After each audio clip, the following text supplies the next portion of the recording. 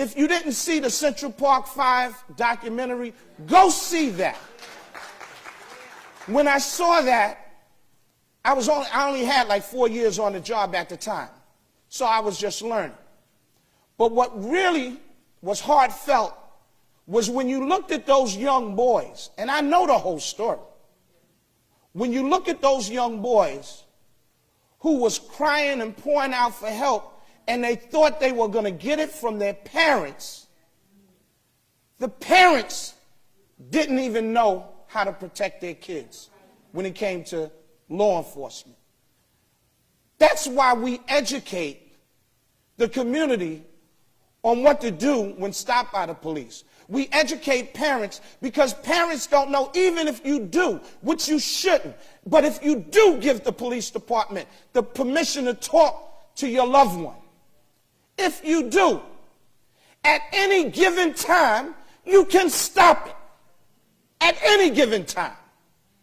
But you never should give the police department the permission to speak to your loved one if they're arrested.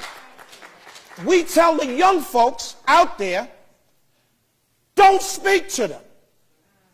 I'm going to use part of my time to just give you a simple demonstration of what I teach young kids. When you're walking down the street, you get a call, and the police get a call. If the police stop you in an area, I'm going to give you a Saturday night, whatever area you're at, and the police stop you, do you know why they're stopping you? They're stopping you because you're the only one in that vicinity.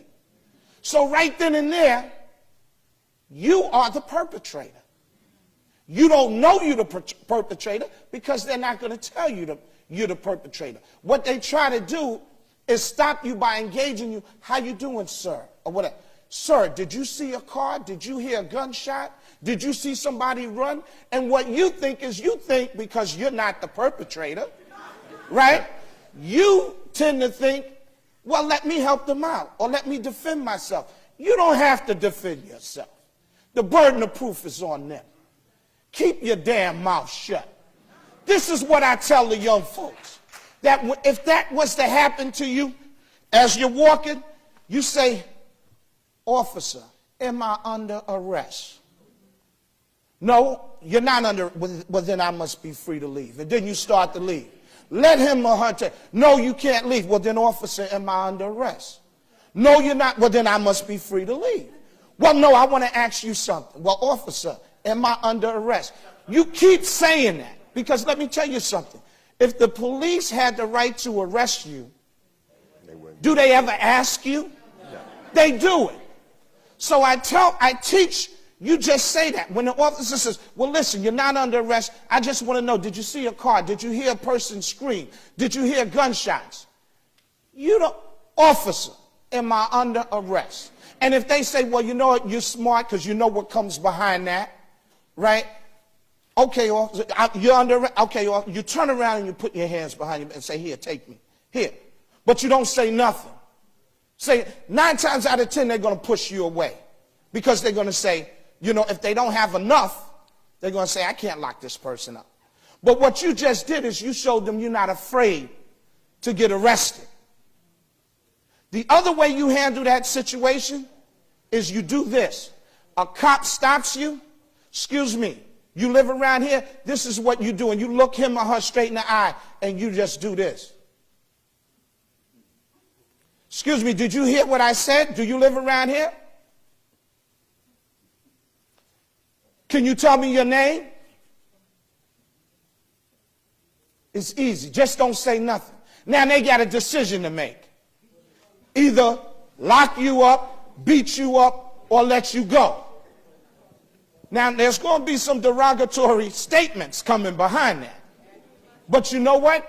I guarantee you that 99% of the time, at the end of that confrontation, you'll be walking like this in a way and on your way. That's what you do. Stop trying to prove to them that you're not the person they're looking for. That's up to them to do. Another thing, know your rights. In this book, it's only about 28 pages. I give you what you should do when you're stopped by the police, what you should do if the police come knocking at your door, what you should do if the police stop you at your car, in your car, what the passengers should do, what to do if you're brought to a police precinct, because some people don't know what to expect, what to do after you've been violated by the police, how to fight them back, and get in touch with our organizations, because we will come out and we will help you. I can't go down to CCRB anymore. They don't want me down there. Because when I've escorted people down there, they say you can't come in. You know why? Because when I went down there with some people that was complaining, they play semantics with a person's words. And I'm sitting there and I said, listen, if this lady said the officer slapped her, then the officer slapped her. You don't have to say to her, well, did the officer inadvertently put his hand up? What are you talking? She's a grown woman. She knows if she's been slapped. Just like grown men, they know if they've been hit or violated.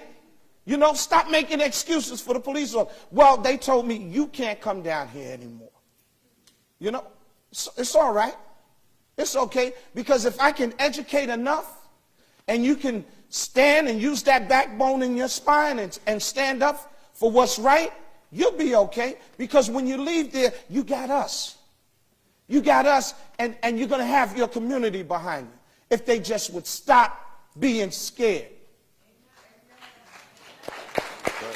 We, as a people, need to stop being afraid.